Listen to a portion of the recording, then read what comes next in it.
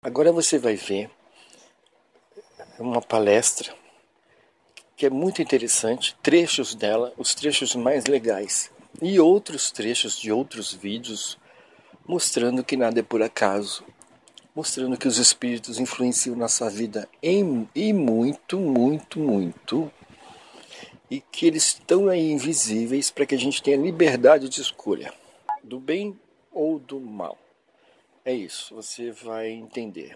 Quando um político está roubando ou está sendo tentado em aceitar uma propina, há espíritos ali em volta observando tudo. Se ele recusa aquilo, ele evolui. Provavelmente ele já foi um corrupto em vidas passadas e se propôs antes de nascer e não cair nisso de novo. Isso acontece conosco em tudo. Se você já traiu, vai vir tentação para você trair de novo, e etc. Em tudo vai acontecer isso. E se ele escolhe o caminho da corrupção, ele já está escrevendo o próprio destino no futuro.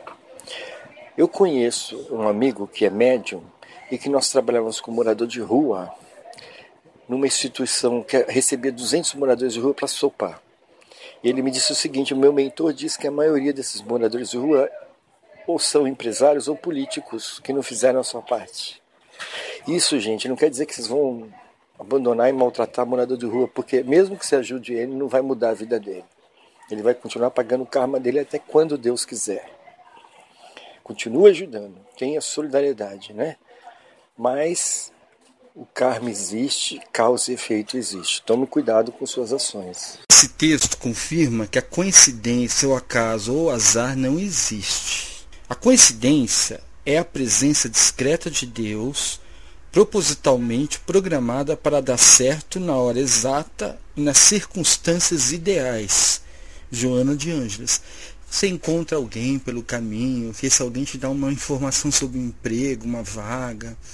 Você encontra outra pessoa, uma pessoa te liga e diz que conhece um médico bom, ou um assaltante te pega na rua, ou qualquer coisa ruim também, entre aspas, que te acontece. Veja a seguir, comprovado pelos fatos, de onde vem todo o poder das mudanças em todas as áreas da vida: dinheiro, a criatividade, as ideias para o bem e para o mal. Quem realmente escolhe os papas e os presidentes e tudo mais?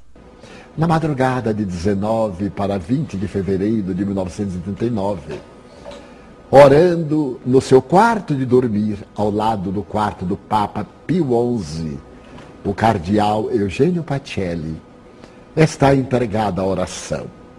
Eugênio Pacelli havia sido representante do Vaticano em diversas cidades da Europa e particularmente na Alemanha. Era um homem austero, um grande diplomata. E ele está orando, quando de repente ele vê uma claridade na entrada da porta. E voltando-se na direção, ele é tomado de estupor, porque aparece-lhe o Papa Pio X. O Papa Pio X diz-lhe: Pacelli, ele, santidade, não sou santidade. Eu sou teu irmão e venho em nome de Jesus dizer-te que logo mais serás Papa. O mundo entrará numa grande conflagração e apraz ao Senhor que sejas o chefe do rebanho cristão católico, que governes com bondade e com misericórdia. Santidade. O Papa Pio XI está vivo em toda a sua glória. Pacelli, eu venho dizer-te que tu serás Papa e que deverás governar a Igreja com mansuetude e com misericórdia. E desaparece. Eugênio Pacelli era um homem austero.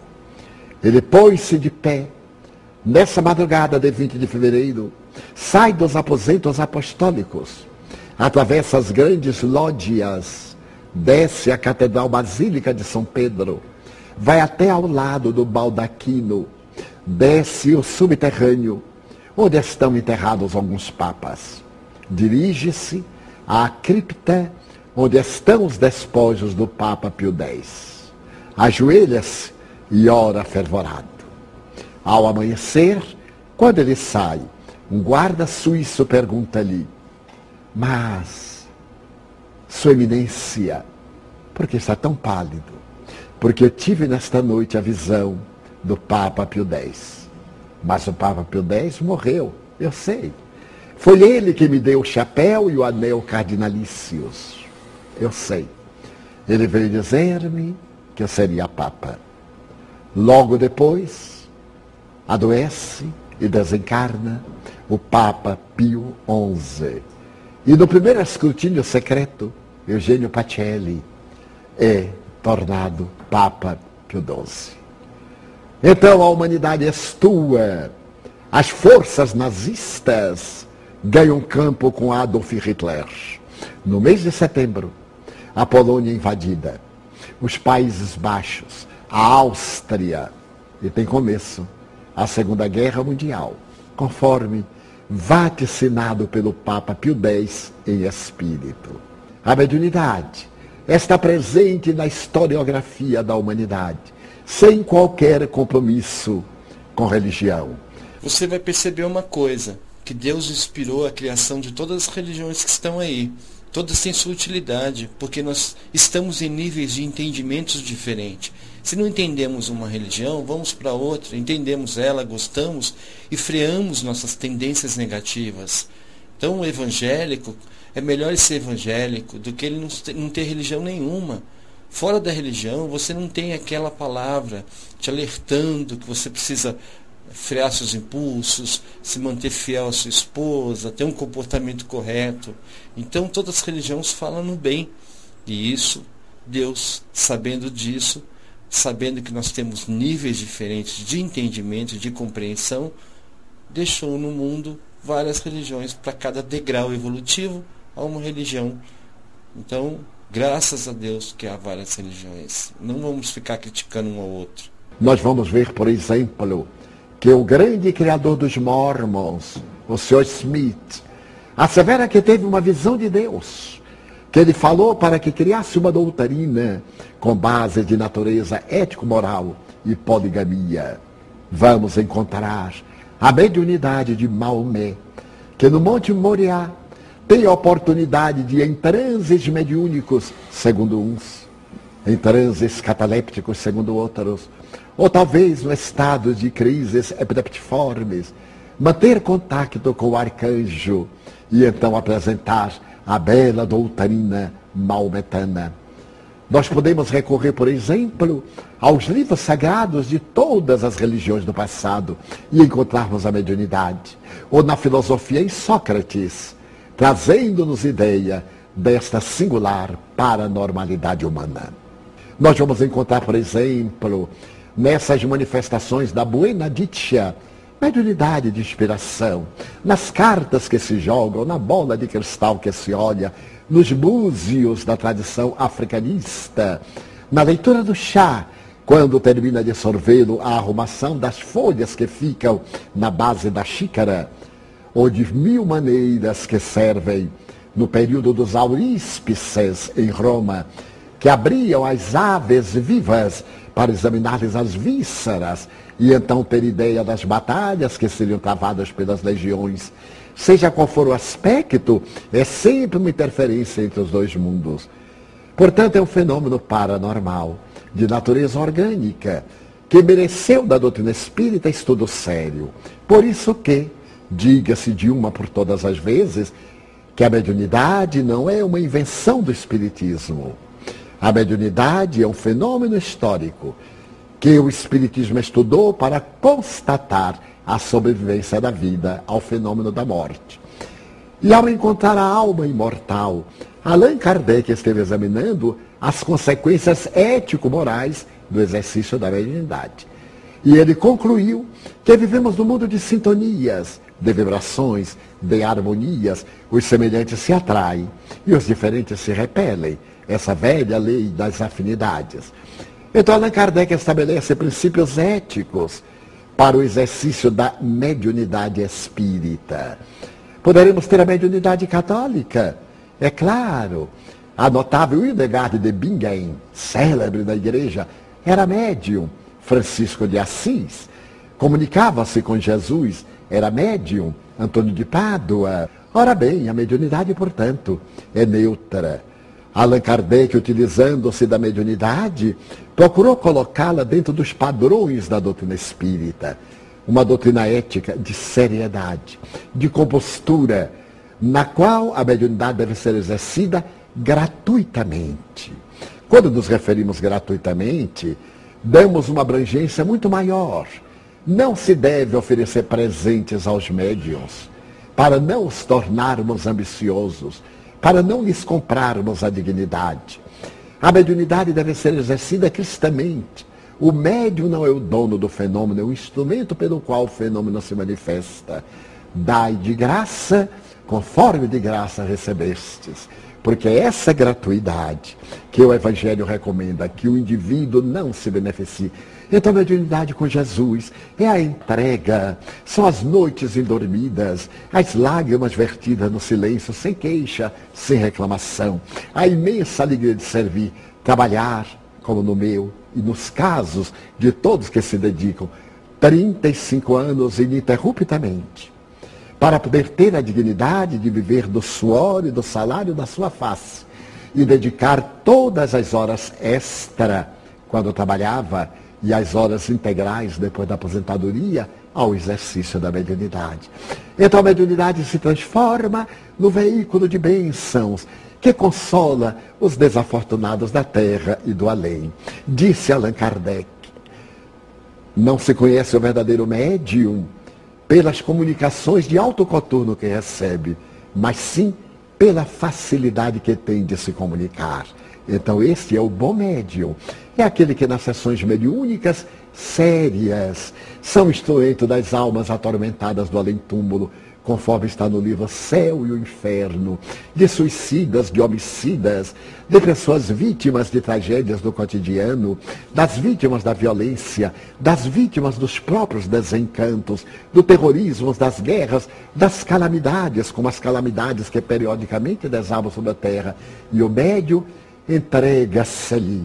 Eu me recordo que nos anos 80, frequentando, vez que outras reuniões mediúnicas que se realizavam na Casa Espírita da Prece, como também em Pedro Leopoldo na época, Chico Xavier, venerando pela idade, pela enfermidade e pela faculdade, e as reuniões de desobsessão, para ser veículo de espíritos infelizes, sofredores, enfermos, por intermédio de cuja faculdade eles recebiam a luz do discernimento e recuperavam-se, para que no fim uma entidade veneranda encerrasse os trabalhos dedicados inteiramente à prática da caridade.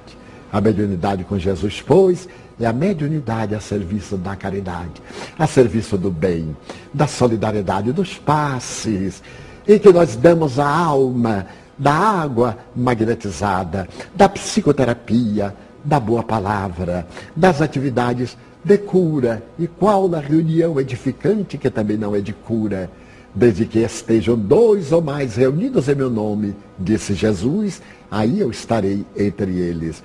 Então a proposta da mediunidade com Jesus é essa proposta da mediunidade sensível, simples, bondosa, missionária do amor e da ternura, em que o médium se apague, como dizia muito bem João Batista, a mim me comove.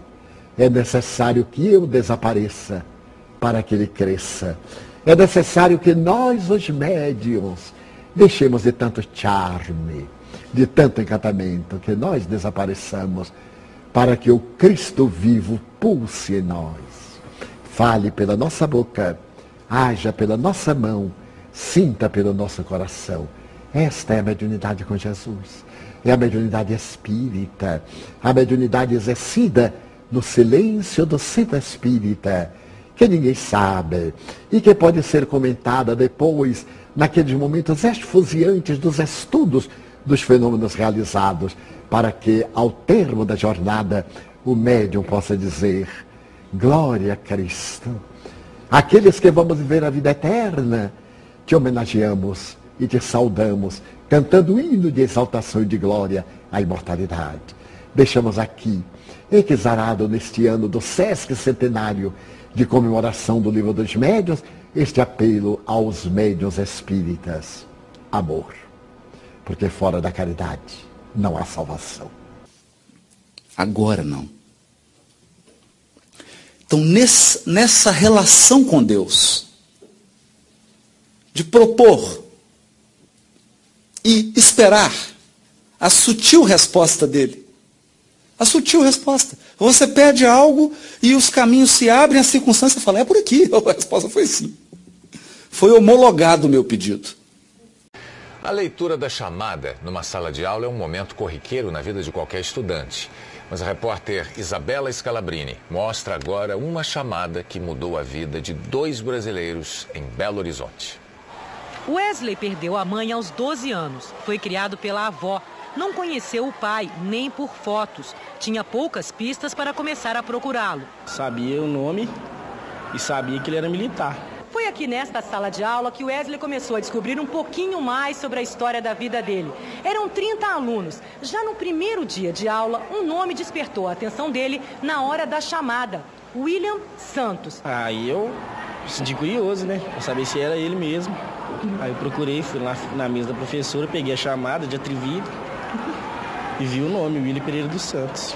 Na sala, ele foi logo se sentar ao lado do novo colega. Conversaram muito.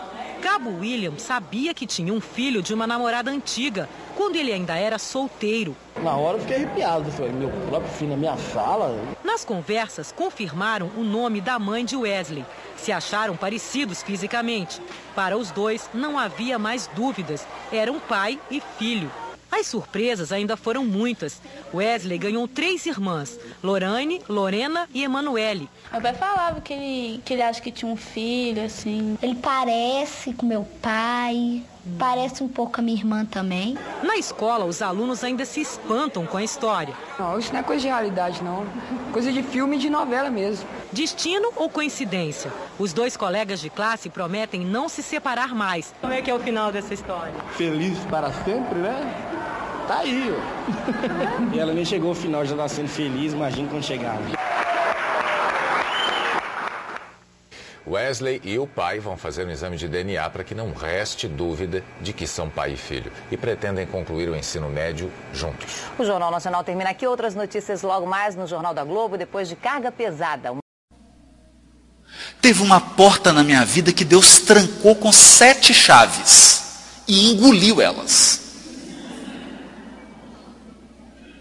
Meu sonho era ser maestro. Tudo que eu fiz para caminhar nessa direção deu errado.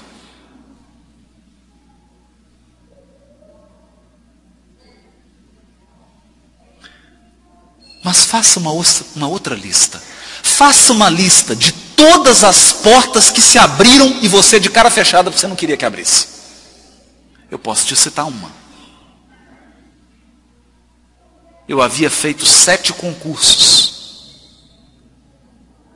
e ficava por 1 ponto para o cargo que eu queria.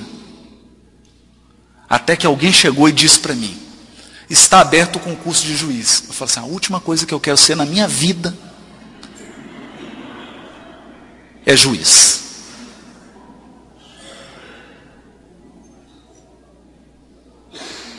Nossa, por que você tem tanta aversão a essa profissão? Eu falei, você não está entendendo. Eu tenho 11 anos de tribunal.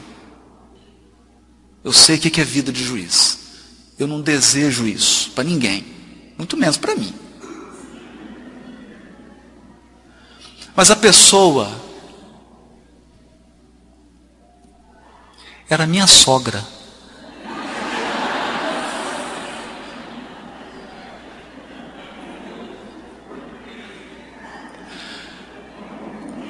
Deus, o que eu estou querendo dizer com isso?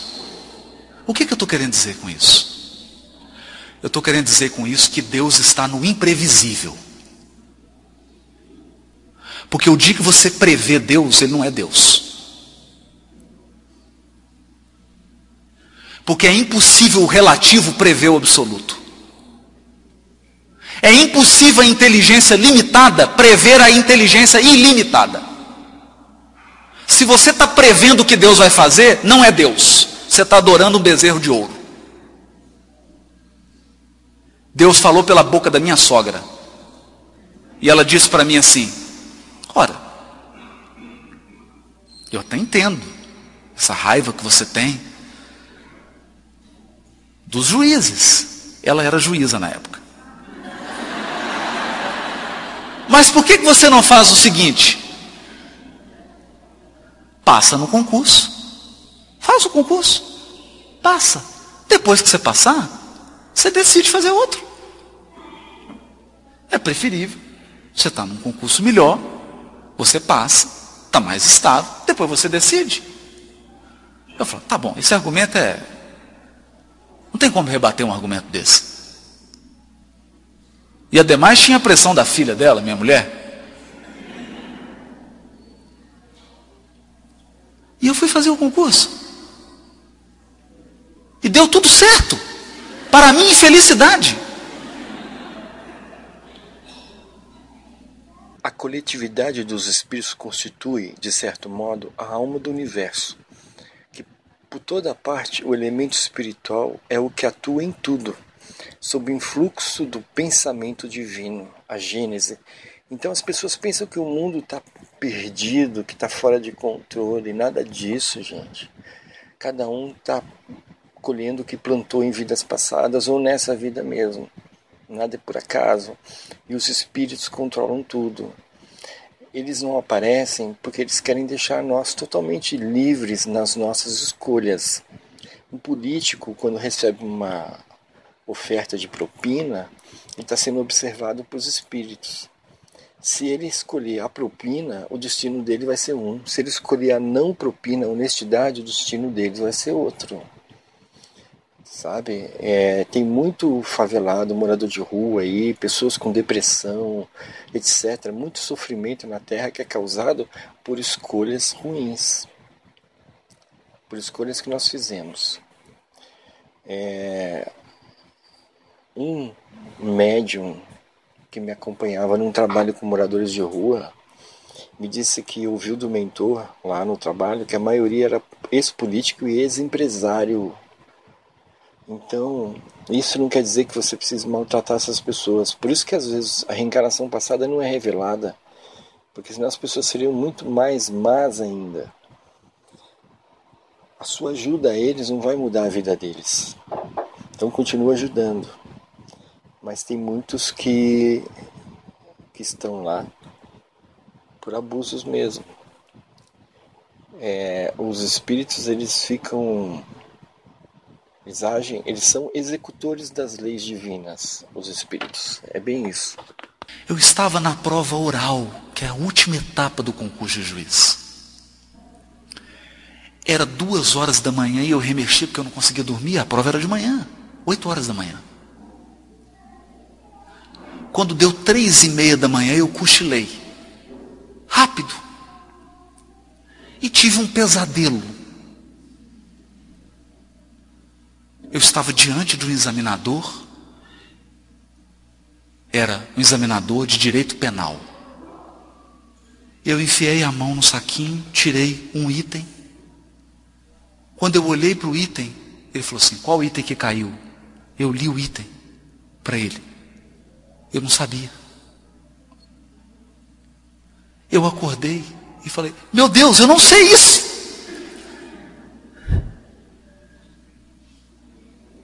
E agora? Então 4h30 da manhã eu acordei e fui para o escritório. E peguei o livro para estudar o item que eu tinha sonhado.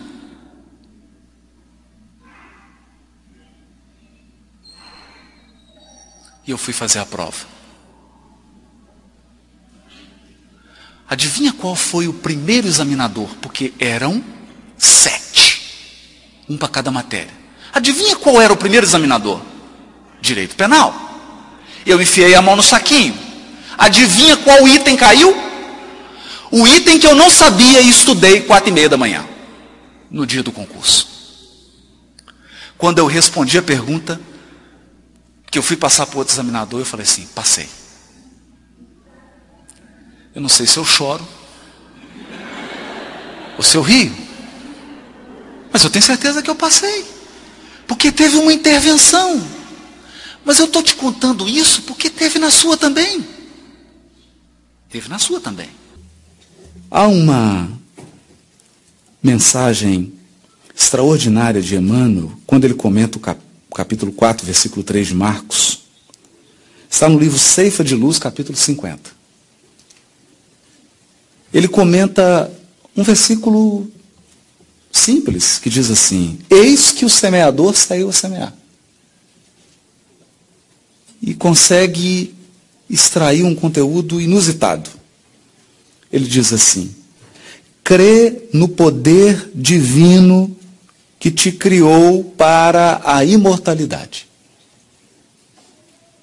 E no silêncio do trabalho incessante no bem a que foste trazido, ergue-te para a luz soberana, na certeza de que, através da integração com o amor que nos rege os destinos, através da integração com o amor que nos rege os destinos, chegarás sob a generosa proteção do celeste pomicultor à frutificação da verdadeira felicidade. Nossos destinos estão sob a tutela do amor.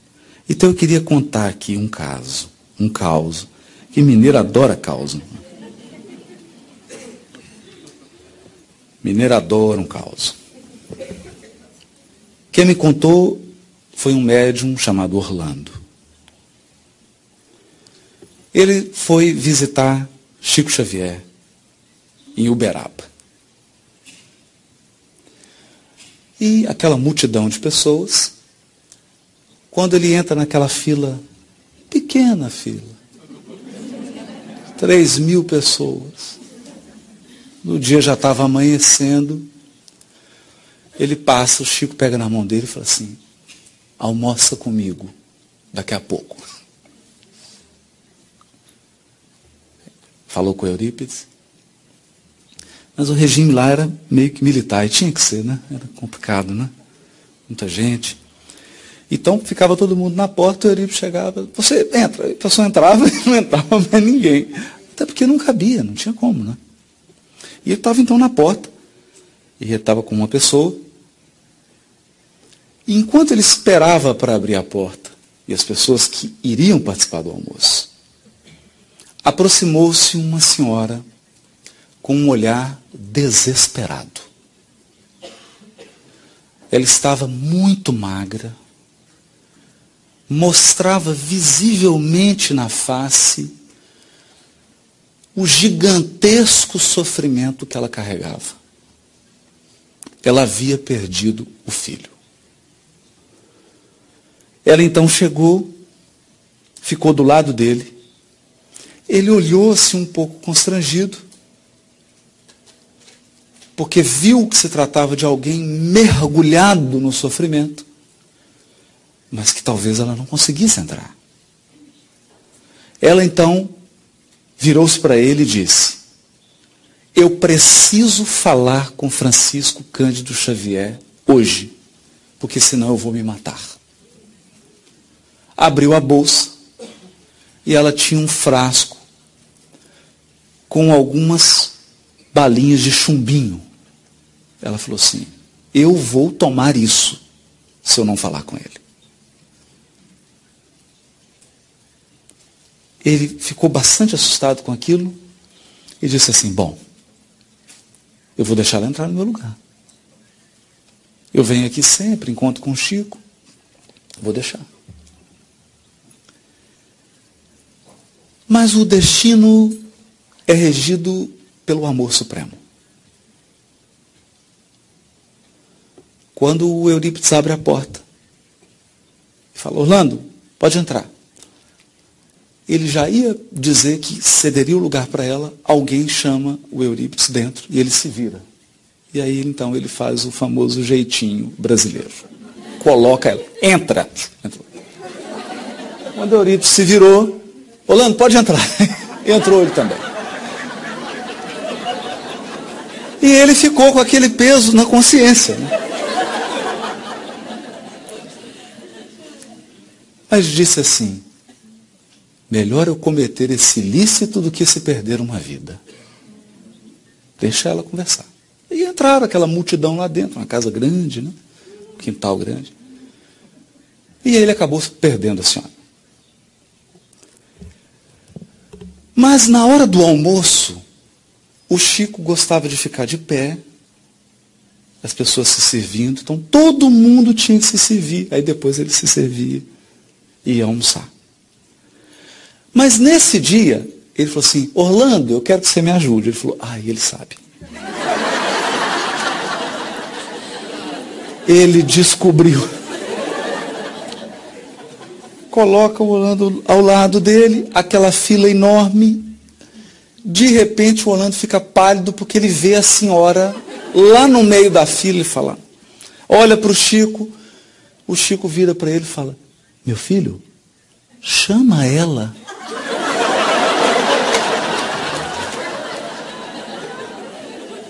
Fui descoberto. Ele vai tremendo. Chico, eu deixei ele. Meu filho, não se preocupe. Chame ela. E ele então trouxe a senhora. Quando ela chegou, o Chico disse a ela: minha filha, por que se entregar assim ao sofrimento?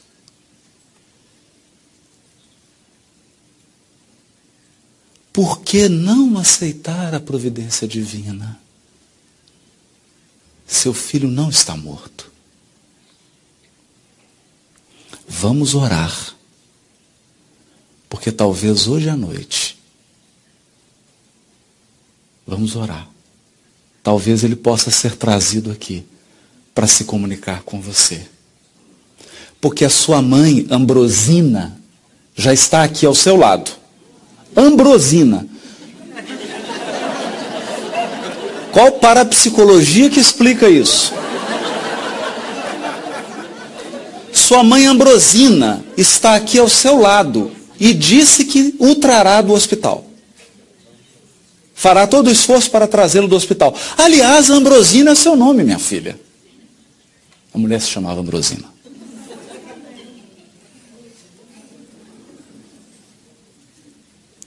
Passou o almoço, chegou a noite, a primeira mensagem, 34 páginas. Foi do filho da Ambrosina. Quando acabou a reunião, praticamente de manhã, ela sai com aquela mensagem, abraçada, chama o Orlando e diz: eu quero que você seja testemunha disso. Abriu a bolsa, pegou todos os remédios, jogou no lixo, pegou o potinho de chumbinho, jogou no lixo e disse assim: eu não preciso mais disso. Entendem? É disso que nós estamos falando. Dessa força poderosa do amor, indescritível. E muitas vezes, por não confiarmos na extraordinária mágica, no extraordinário poder do amor, nós confiamos em outras magias, outros poderes. Poder econômico, poder político, poder social, poder da inteligência. E não percebemos a força mais poderosa da vida, que é a força do amor. E não nos enganemos. Quando eu me deparei com o capítulo 36 do livro Mãos Marcadas, o livro se chama Assistência Espiritual. E aproveitando então a ousadia de Alberto Almeida, que descreveu hoje todo em riqueza de detalhes ginecológicos a beleza da vida, eu diria que com essa mensagem eu perdi a virgindade espiritual.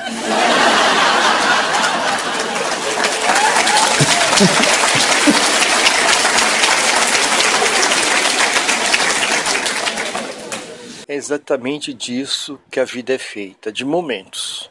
Momentos aos quais temos que passar, sendo bons ou não, para o nosso próprio aprendizado. Por algum motivo, nunca esquecendo do mais importante, nada na vida é por acaso. Isso é verdade, gente. Isso é verdade. Apesar da gente não perceber, há um conjunto de fatores, espirituais ou não, que faz com que a gente passe por situações. Essa mensagem está no capítulo, como dito, capítulo 36 do livro Mãos Marcadas. E quando eu li essa mensagem, Divaldo, me pareceu ver à frente, claro, uma imaginação, não clarividência. Me pareceu ver à frente o momento em que Emmanuel deve ter ditado essa mensagem em lágrimas, porque olha o que ele diz. Qual sucede no plano dos companheiros ainda jungidos à veste física, também nós, os desencarnados, sofremos o desafio de rudes problemas que nos são endereçados da terra, ansiando vê-los definitivamente solucionados. Entretanto, é preciso conformar as próprias deliberações aos impositivos da vida.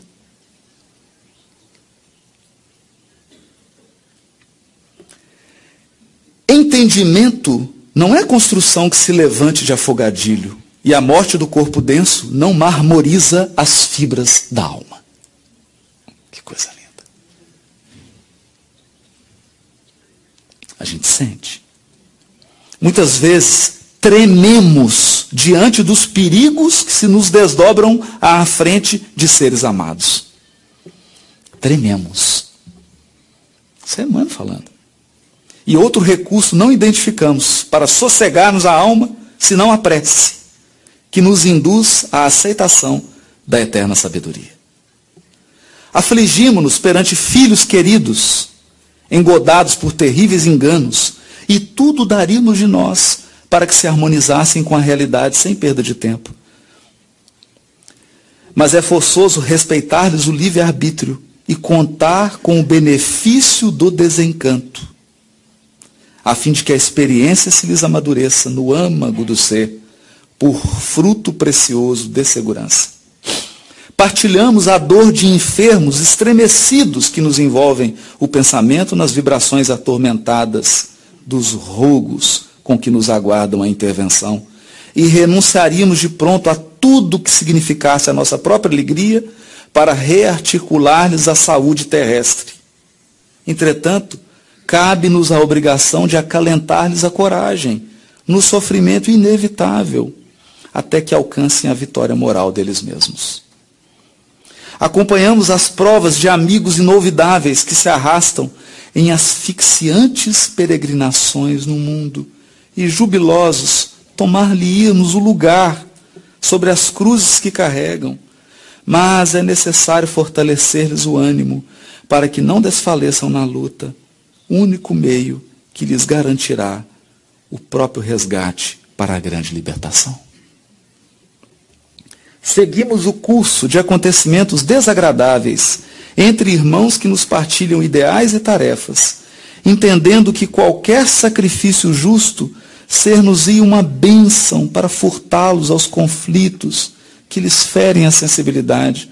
Contudo, é imperioso de nossa parte sustentar-lhes as forças na travessia das crises menores que lhes vergastam o coração no presente, para que se lhes ilumine o aprendizado e se lhes acorde mais vivamente o senso de responsabilidade no dever a cumprir, evitando-se calamidades maiores, que eles cairiam de futuro por agentes arrasadores nas construções espirituais deles próprios. Agora olha aqui. Todos somos de Deus e pertencemos-nos uns aos outros. Todos somos de Deus e pertencemos uns aos outros. No entanto, cada qual de nós estagia mentalmente em sítio diverso da evolução. Por esse motivo, as dificuldades e lutas que nos são próprias, suplicamos a infinita bondade, concessões disso ou daquilo. Mas só a infinita bondade conhece realmente daquilo que necessitamos. Opa, perdi aqui. Voltou aqui o texto, espera aí. Condicionemos assim os próprios desejos à divina orientação que dirige o universo em divino silêncio. Olha isso. A divina orientação que dirige o universo em divino silêncio. Porque foi ao reconhecermos, por enquanto, incapazes de querer e saber, acertadamente, o que mais nos convém à verdadeira felicidade, que Jesus nos ensinou a sentir e a dizer na oração diante do Pai: seja feita a vossa vontade, tanto na terra quanto nos céus. Mudando a lógica da nossa concepção da relação entre benfeitores e beneficiários, entre guias espirituais e tutelados. Porque em momentos aflitivos, você está chorando aqui, e os mentores estão vertendo lágrima do lado de lá. Por motivos diferentes. Não que eles compartilhem conosco da nossa visão caprichosa diante dos desafios, obstáculos e lutas que nos cruzam o destino. Não. Mas quem quer ver um ser amado vertendo lágrimas? O amor tem dessa riqueza. E é assim que Deus conduz a marcha progressiva do universo infinito. Conduz seus filhos ligados em teia. Ninguém cruza o nosso caminho por acaso e nós não entramos na vida de alguém sem nenhuma razão. Chico Xavier. Eu comprovei que isso é verdade. E por essa razão, nós podemos superficialmente fazer uma radiografia da condição psíquica e mental de um determinado espírito. Mas nós não podemos avaliar os laços afetivos capazes de intervirem na questão, mudando completamente o quadro que se apresenta aos nossos olhos. Porque os laços afetivos, os afetos da alma, são esses laços misteriosos com que Deus nos puxa, como um pescador puxa a rede. Basta-nos lembrar do livro Libertação. De um lado, nós olhamos para a figura de Gregório, do outro, o coração que o ama e o vê como filho. No momento extraordinário do livro, em que Gregório sente-se enganado pelo benfeitor, que na verdade ele não foi. Ele então chega com espada e escudo e diz para o benfeitor da obra: vamos lutar, levante-se, venha para a luta. E aí então a mãe espiritual dele se materializa e fala: você quer lutar? Então vamos lutar, venha. E se materializa aquela mulher iluminada, fala: vem, filho, luta comigo.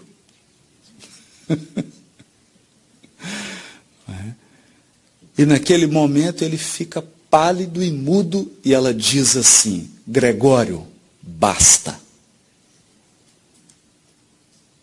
Basta. Acabou. É coisa de mãe mesmo. Coisa de mãe. Mas o amor não se circunscreve apenas a esses laços particulares que iluminam e aquecem a nossa intimidade. Ele também lança raízes profundas, muito profundas, que acabam amparando grandes obras, grandes surtos evolutivos do orbe. Então, ainda no intervalo, conversava com o Divaldo sobre um desses casos. E aí Divaldo me acrescentou mais algumas informações espirituais que eu vou ver esse conto. Brincadeira. Francisco de Assis, na época das cruzadas.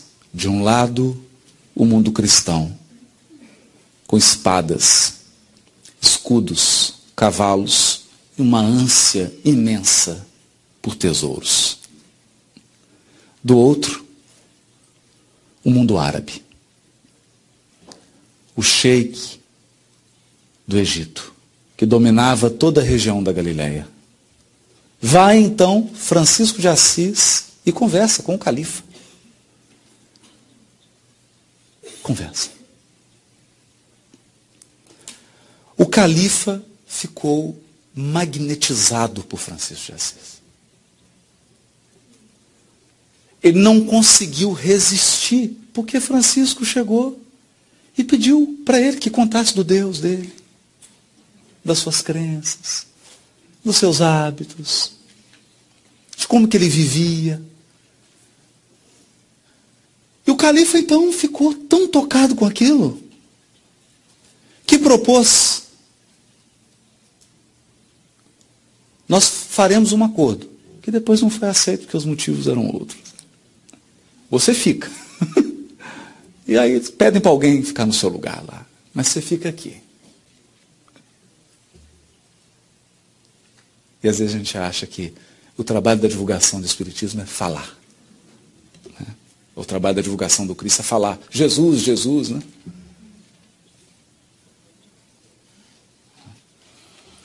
E então, a partir daquele momento, a única ordem religiosa cristã que tinha salvo-conduto para andar livremente pela Galileia eram os franciscanos. E até hoje. Todos os pontos históricos da Galileia. Nós só podemos chegar a Cafarnaum e encontrar uma Cafarnaum preservada graças aos franciscanos. E Divaldo então me contou que Francisco de Assis foi designado pelo Cristo para ser o governador espiritual da Galileia. E continuar no mundo espiritual, preservando a paz entre o mundo árabe e o mundo cristão. Por isso, as guerras pipocam em todos os lugares. Mas você vai na Galileia e tem um restaurante árabe em frente a Magdala. Delicioso, maravilhoso. Judeus, muçulmanos e todos se sentam. A Galileia da paz. Da paz de Francisco de Assis. Mas por que não lembrarmos-nos do nosso codificador?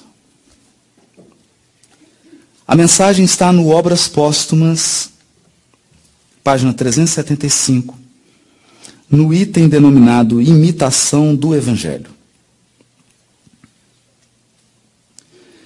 Depois de São Luís tecer vários comentários sobre a obra que Kardec escrevia no silêncio do seu recolhimento naquela região praiana da França, onde a contragosto ele se recolheu e só depois entendeu por quê?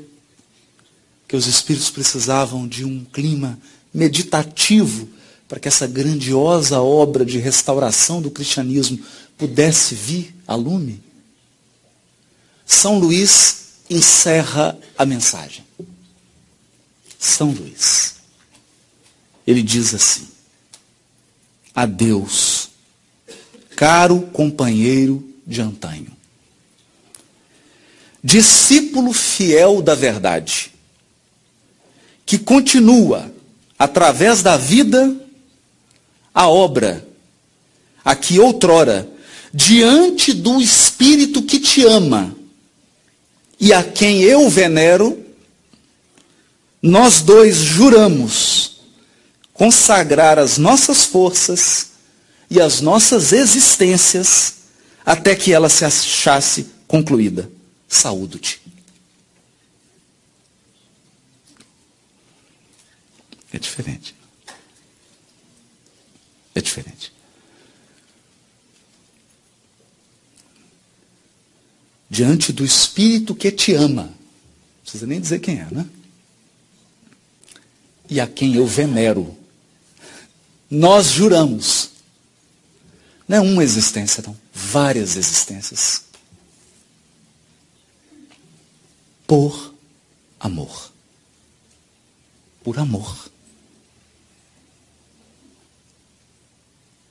Então, se existe uma codificação feita de sacrifício, de inteligência, de amor, de sabedoria, de esforço, é porque esse Espírito que nós conhecemos sob o nome de Allan Kardec jurou a fidelidade do amor espiritual a Jesus Cristo.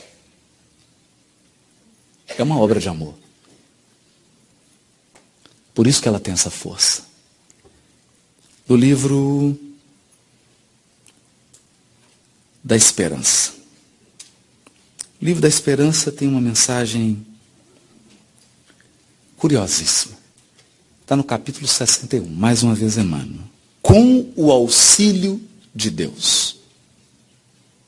Com o auxílio de Deus. Há quem diga que a discórdia e a ignorância, a penúria e a carência são chagas crônicas no corpo da humanidade, apelando simplesmente para o auxílio de Deus. Qual se Deus estivesse escravizado aos nossos caprichos, com a obrigação de resolver-nos os problemas a golpe de mágica.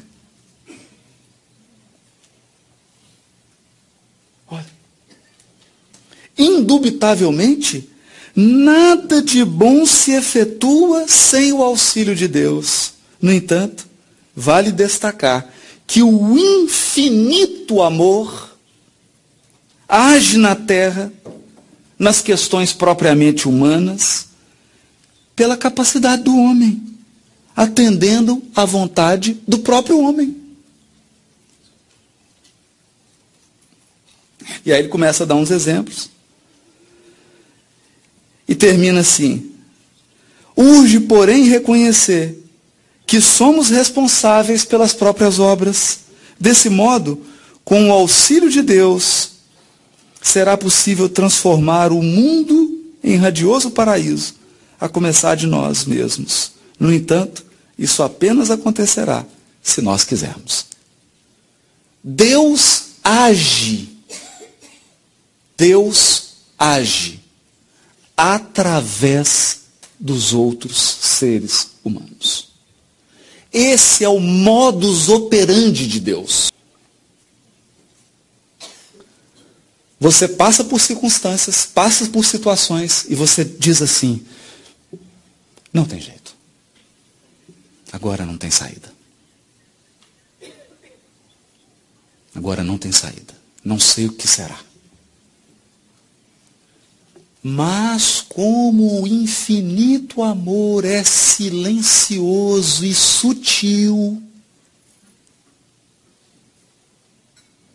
o infinito amor é silencioso e sutil, pessoas que você já conhecia, mas não estavam próximas, começam a ser acionadas. Circunstâncias que estavam próximas de você começam a ser ativadas. Aparentemente nenhuma mágica. Aparentemente nenhuma mágica. Porque a mágica está no que não é aparente. E Deus começa a alinhar e conjugar circunstâncias e pessoas. E quando você se dá conta, o amor divino tomou todas as providências necessárias. Talvez não as desejadas por nós, mas as necessárias.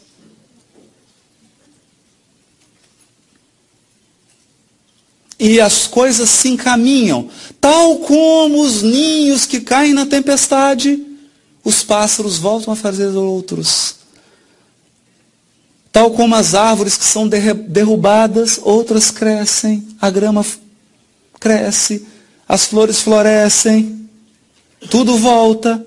E o poder renovador da natureza, que expressa o poder de renovação de Deus, novamente se manifesta nas vidas falidas, fracassadas, fraturadas. Tudo se junta, tudo se cola, no mais absoluto silêncio.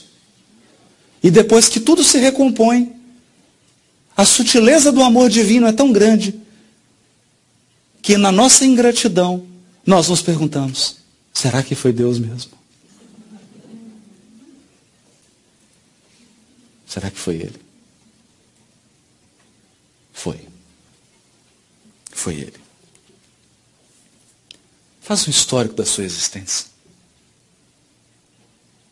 Cada um faça uma lista aqui.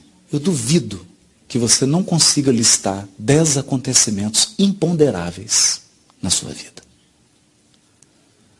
Puxa, isso aqui aconteceu, eu não sei como.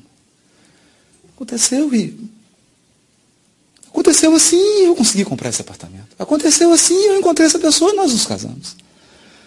Aconteceu isso e a minha profissão. E eu vim para os Estados Unidos. O imponderável. Porque nós não compreendemos ainda que o processo evolutivo é um processo de parceria. Eu faço a minha parte, mas Deus faz a dele.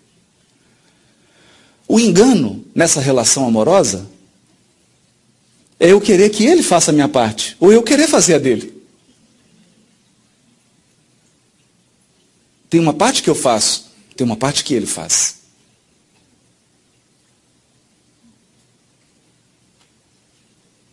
É essa a força do amor divino. Porque você pode pensar, quem conduziu aquela senhora que perdeu o filho naquele momento? Quem junta essas circunstâncias? Quem traça essas coisas para que elas aconteçam?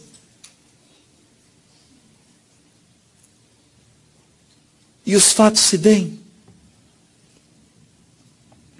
Mas o certo é que nós temos uma supervisão individual divina. Cada um de nós. Mas não se trata de uma supervisão que é imposta. Trata-se de uma supervisão que propõe. Propõe. É por esta razão que qualquer coisa de grandiosa que é feita por alguém que ama.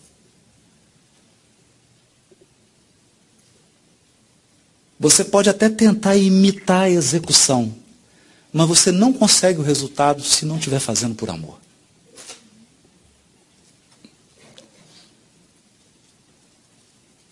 Porque o amor inspira, o amor comove, o amor move. E se nós quisermos viver a experiência do cristianismo redivivo no espiritismo, nós teremos que fazer uma longa viagem. Eu diria, uma odisseia para dentro de nós mesmos. É que nós fizemos uma profunda confusão espiritual, multimilenar. Nós confundimos o amor com a satisfação do desejo. Por isso, quando perguntaram para um sábio você ora a Deus se Deus já sabe todas as coisas? Por que você pede a Deus? Ele já não sabe todas as coisas? Para que pedir alguma coisa? E o sábio disse assim: quando eu oro a Deus e lhe peço alguma coisa, o propósito da minha oração não é informar a Deus de algo. O propósito da minha oração é educar o meu desejo. Por quê? Porque quando eu peço algo a Deus, Ele atende sempre. Sempre. Mesmo quando diz não. E quando Ele diz não,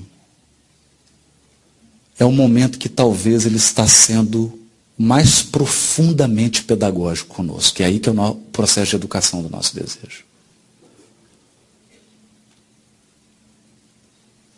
E raramente Deus diz um não categórico. Geralmente Ele diz, agora não. Agora não. Então, nessa relação com Deus, de propor e esperar a sutil resposta dele. A sutil resposta. Você pede algo e os caminhos se abrem, a circunstância fala, é por aqui. A resposta foi sim. Foi homologado o meu pedido. Eu me lembro de uma experiência tão marcante para mim. Tive um grande orientador, né? Um grande professor de espiritismo, Honório Abreu, e ele teve um câncer no intestino. Câncer que foi voraz. E a última vez que eu falei com ele no telefone, ele estava em se internar, e aí, dali ele não voltaria mais. Ali era o voo dele. E eu disse assim, seu Honório, como que está?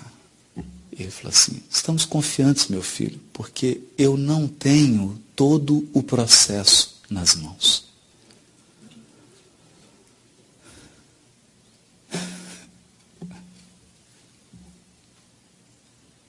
Eu não tenho todo o processo. Você tem?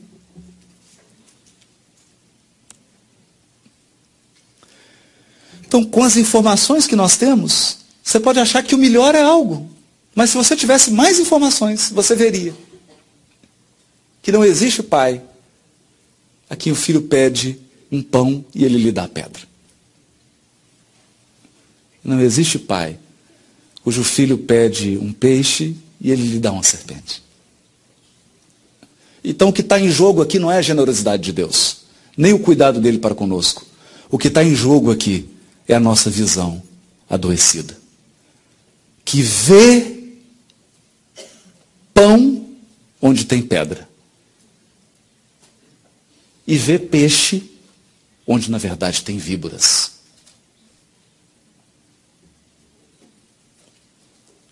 Um desejo caprichoso e adoecido que quer que a vida se conforme ao meu desejo, que quer que a vida se curve à minha visão, à minha posição, às minhas preferências, e a vida é soberana.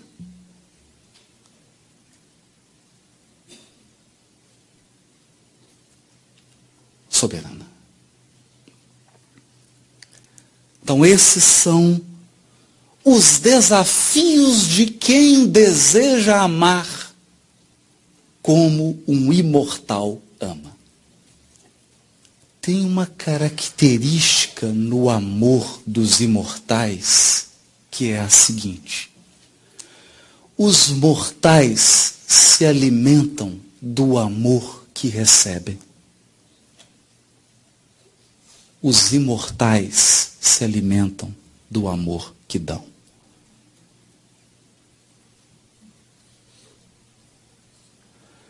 Essa não é uma diferença pequena. Porque o dia que formos capazes de nos nutrir do amor que nós damos, Meu irmão, tuas preces mais singelas são ouvidas no espaço ilimitado, mas sei que às vezes choras consternado ao silêncio da força que interpelas.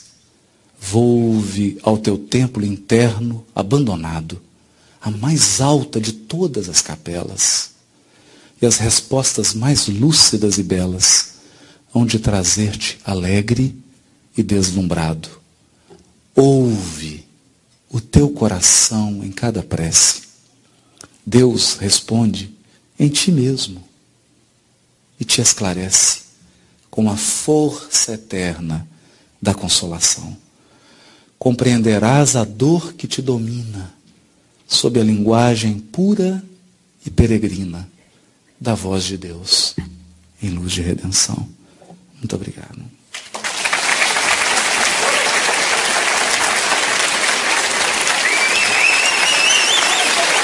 Leia o Livro dos Espíritos de Allan Kardec. É um livro muito fácil de entender. O livro é todinho de perguntas e respostas. E você vai no assunto que mais te interessar. Família, sexo, dinheiro, por que um é rico, outro é pobre, etc. Né?